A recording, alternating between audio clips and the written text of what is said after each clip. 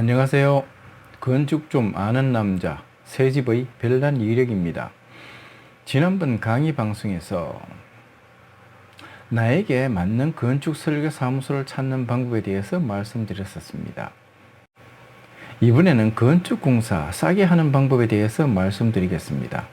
건축 공사는 종류가 많습니다. 공종별 상세한 설명은 다음에 다시 말씀드리겠습니다. 이번의 주제가 건축공사 싸게 하는 방법이니까 전체적인 범위에서 말씀드리겠습니다. 여러분은 싸게 한다고 할 때 싸다의 개념은 무엇인가요?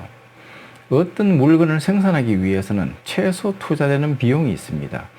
최소 투자 비용보다 더 낮은 금액으로 물건을 얻을 수 있다면 좋겠지만 현실적으로 가능할까요? 누가 손해를 보면서 제품을 판매할까요?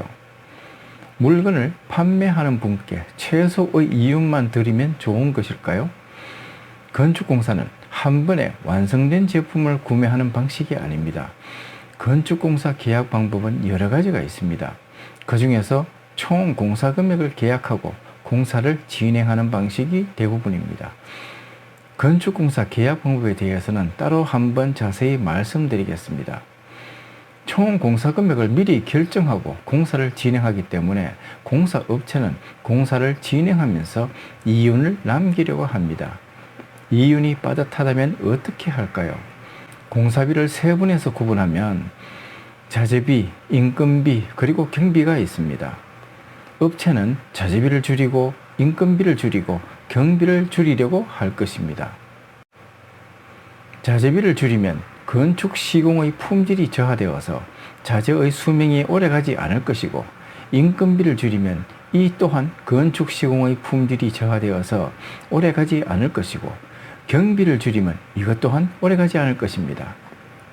물론 이러한 품질 저하를 방지하기 위하여 건축에서는 감리 제도가 있습니다만 꼼꼼하게 관리하기는 어렵습니다.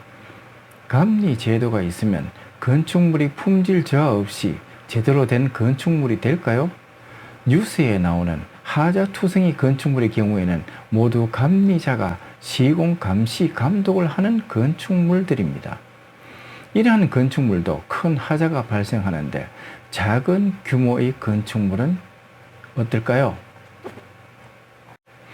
싸게 한다는 것의 결과가 품질 저하로 된다면 싸게 하는 것일까요? 20년 사용할 건축물을 10년이 되지 않아 수리, 보수를 해야 한다면 그게 싸게 하는 것일까요?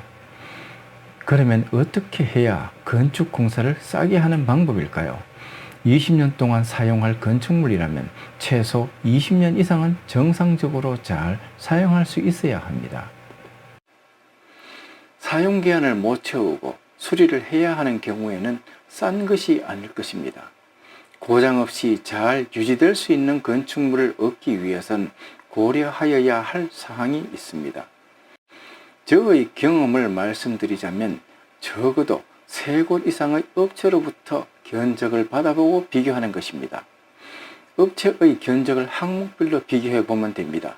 항목별로 가장 낮은 금액을 모두 합하면 가장 싼 시공 금액을 알 수 있을 것입니다. 이 금액이 업체가 할 수 있는 최소한의 금액입니다. 전체 공사 중에서 업체별로 가격적으로 기술적으로 강한 부분이 있습니다. 반대로 또 약한 부분도 있고요. 항목별로 최저 금액 부분만 따로 취합한다는 것은 업체별로 가격적으로 절대 기술적인 것은 아닙니다. 위에 있는 것만은 골라낸다는 것입니다. 이렇게 하면 최소 얼마이어야 공사가 이루어질 수 있다는 것은 알 수 있습니다. 여기에 공사 금액을 더 낮추게 된다면 받아들이는 업체도 있을 것이고 공사를 포기하는 업체도 있을 것입니다. 받아들이는 업체는 공사 관리를 더 잘해서 빠듯한 마진을 확보하려고 할 것이고, 또 업체는 앞에서 말씀드렸던 자재를 좀 더 저렴한 것으로 인건비를 더 줄이고 경비도 줄이고 하는 식으로 품질을 줄일 것입니다. 실제로 저가 낙찰을 받은 후 시공하면서 더 이상 이윤이 없고 손해를 볼 것 같다는 판단이 들면 돈만 챙기고 도망가는 시공업체도 있습니다. 조금 더 싸게 하려고 하다가 완전 바가지를 쓴 셈이죠. 금전적인 손해뿐만 아니라 그로 인해 공사까지 지연되는 경우가 많습니다. 공사가 지연되면 여러 가지로 상황이 좋지 않은 결과가 발생하게 됩니다. 이런 경우를 흔히들 폭망이라고 하던가요? 건축공사는 결코 작지 않은 금액이 지출되는 크고 중요한 공사입니다. 한 번의 실수가 돌이킬 수 없는 결과를 가져오는 중대한 것입니다. 그러면 어떻게 해야 적절하고 좋은 결과를 얻을 수 있을까요? 업체 선정 부분. 여기서 업체 선정은 시공에 적합한 업체를 선정해야 합니다. 시공에 적합한 업체는 건축물에 대한 시공 경험이 풍부한 업체가 좋습니다. 시공 경험이 풍부하면 공사 전체에 대한 이해가 되어서 공사 진행에 따른 문제점을 미리 파악해서 준비할 수 있기 때문입니다. 다시 말씀드리면 지난번에 했던 실수를 이번 공사에서는 반복하지 않는다는 것입니다. 그래서 업체를 선정할 때는 업체가 공사했던 현장을 방문하여 확인해 보는 것이 좋습니다. 그리고 업체에 대한 주위의 평판도 들어보는 것이 좋습니다. 하도급 업체에 대해서 공사 대금은 미루지 않고 제때 잘 지급하는가, 직원들은 건축하는 기간이 오래되었는가 등을 확인해 보시기 바랍니다. 그리고 건축 시공 후 AS에 관한 부분도 확인해 보시기 바랍니다. 제가 존경하는 사장님이 한 분 계시는데요. 사장님은 AS 기간이 끝났음에도 AS 요청이 있으면 언제든지 보수를 해주시는 분입니다. 그래서 업체로부터 그리고 시공으로부터 시공했던 현장으로부터 신뢰와 존경을 많이 받고 있습니다. 어느 업체에서나 AS는 쉽지 않습니다. 그러나 공사 후 하자가 없는 건물은 없습니다. 하자의 규모가 클 수도 있고 작을 수도 있습니다. 특히 작을 경우에는 특히나 더 AS 하기가 쉽지 않습니다. AS는 시공했던 업체에 요청하기 마련인데 공사 대금을 제때 업체에 지불한다면 업체에서 차일피일 미룰 이유가 없습니다. 업체도 공사 대금을 미루지 않고 제때 주는 회사라면 회사의 요청을 거절하기가 어렵습니다. 왜냐하면 공사 대금을 미루지 않고 제때 주는 업체를 만나기가 쉽지 않거든요. 그리고 공사가 진행되면서 설계 부분을 변경해야 할 경우가 생기면 공사가 진행되기 전 미리 설계자와 시공자에게 말하는 것이 좋습니다. 공사가 진행되는데 재시공 또는 변경된다고 하면 시공업체로서는 이윤이 줄어들 뿐만이 아니라 공사 기간 또한 증가되게 됩니다. 그리고 품질 또한 저하되고요. 이런 이유로 변경 사항이 생기면 공사가 진행되기 전에 알려줘야 합니다. 이것은 시공자에게만 좋은 것이 아니라 최종적으로 건축 품질을 높여주고 공사 기간 단축이라는 좋은 결과를 얻을 수 있습니다. 그리고 건축 시공 후 AS에 관한 부분도 확인해 보시기 바랍니다. 제가 존경하는 사장님이 한 분 계시는데요. 사장님은 AS 기간이 끝났음에도 AS 요청이 있으면 언제든지 보수를 해주시는 분입니다. 그래서 업체로부터 그리고 시공으로부터 시공했던 현장으로부터 신뢰와 존경을 많이 받고 있습니다. 어느 업체에서나 AS는 쉽지 않습니다. 그러나 공사 후 하자가 없는 건물은 없습니다. 하자의 규모가 클 수도 있고 작을 수도 있습니다.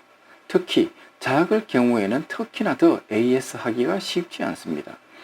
AS는 시공했던 업체에 요청하기 마련인데 공사 대금을 제때 업체에 지불한다면 업체에서 차일피일 미룰 이유가 없습니다. 업체도 공사 대금을 미루지 않고 제때 주는 회사라면 회사의 요청을 거절하기가 어렵습니다. 왜냐하면 공사 대금을 미루지 않고 제때 주는 업체를 만나기가 쉽지 않거든요. 그리고 공사가 진행되면서 설계 부분을 변경해야 할 경우가 생기면 공사가 진행되기 전 미리 설계자와 시공자에게 말하는 것이 좋습니다. 공사가 진행되는데 재시공 또는 변경된다고 하면 시공업체로서는 이윤이 줄어들 뿐만이 아니라 공사 기간 또한 증가가 되게 됩니다. 그리고 품질 또한 저하되고요. 이런 이유로 변경 상황이 생기면 공사가 진행되기 전에 알려줘야 합니다. 이것은 시공자에게만 좋은 것이 아니라 최종적으로 건축 품질을 높여주고 공사 기간 단축이라는 좋은 결과를 얻을 수 있습니다. 그리고 한 가지 더 가장 중요한 게 있습니다. 시공 현장은 현장 소장의 판단 아래 시공이 진행됩니다. 현장 소장의 역할은 건축공사 현장에서 시공을 총괄 지휘, 감독하는 사람입니다. 공사 현장에서 이루어지는 하청계약, 인부의 고용과 노임 지급, 자재 구입 등 시군에 관련된 제반 업무가 현장 소장으로부터 이루어집니다. 현장 소장이 공사에 대해 관심을 가지고 움직이는 만큼 시공 품질이 높아집니다. 일전에 새로 생긴 건물에서 저녁을 먹으려고 가족이 갔었던 적이 있었습니다. 마침 그곳에는 손님들로 많은이어서 식당 앞에서 대기를 하고 있었습니다. 주차장에 차를 넣기 위해서 지하로 들어가는 과정에서 지하 주차장으로 내려가려는 차가 있으면 올라오는 차는 못 올라가게 되는, 주차 통로가 좁아서 교차 통행이 안 되는 어처구니 없는 상황이 발생했습니다. 설계가 잘못되었지요. 상업 건물이니까 상업 공간을 더 넓게 확보하려고 주차 공간을 줄인 것 같습니다. 그리고 대기하면서 건물 내부를 보게 되었는데 마감이 아주 많이 불량하였습니다. 건축일을 하는 눈으로 뿐만이 아니라 일반 분들도 순서가 오기를 기다리면서 한마디씩 잘못되었다고 말씀하시더군요. 주차장 입구가 좁아서 교차 통행이 안 되는 것은 설계자의 잘못이지만 마감이 불량한 것은 시공자의 시공불량입니다. 시공불량의 책임은 현장 소장입니다. 현장 소장이 품질을 꼼꼼히 챙기지 않았기 때문에 불량이 발생한 것입니다. 그런 일이 있고 난 후 저는 다시 그곳을 방문하지 않습니다. 꼼꼼하게 현장을 챙기는 현장 소장을 만나시기 바랍니다. 꼼꼼하고 능력 있는 현장 소장을 만나려면 어떻게 해야 할까요? 그중 한 가지 방법으로 시공했던 현장을 방문해 보는 것입니다. 방문해서 꼼꼼하게 살펴보세요. 나와 같은 구조의 현장을 방문해서 구획별로 구분해서 살펴보시기 바랍니다. 주거용이라면 살고 계시는 분을 뵙고 하자는 없는지, 불편한 점은 없는지 물어보세요. 상업용이라면 제한된 구역이 아닌 곳에서는 가셔서 확인해 보세요. 방수는 잘 되어 있는지, 각 실별 마감은 잘 되어 있는지, 설비는 잘 되었는지, 그리고 사용하시는 분에게도 물어보시고요. 우리는 작은 물건 하나를 구매해도 꼼꼼하게 살펴봅니다. 주택은 규모나 금액적으로 비교할 수 없을 만큼 큽니다. 삶에서 이것만큼 큰 경우는 잘 없을 것 같습니다. 점검 또 점검만이 좋은 결과를 얻을 수 있습니다. 좋은 결과를 얻을 수 있도록 제가 도와드리겠습니다. 제 방송을 보시면 한 걸음씩 더 좋은 결과에 가까워질 것입니다. 지금까지 봐주셔서 감사드립니다. 제 방송이 도움이 되셨다면 좋아요, 구독 부탁드립니다. 이상 새집의 별난 일획입니다. 감사합니다.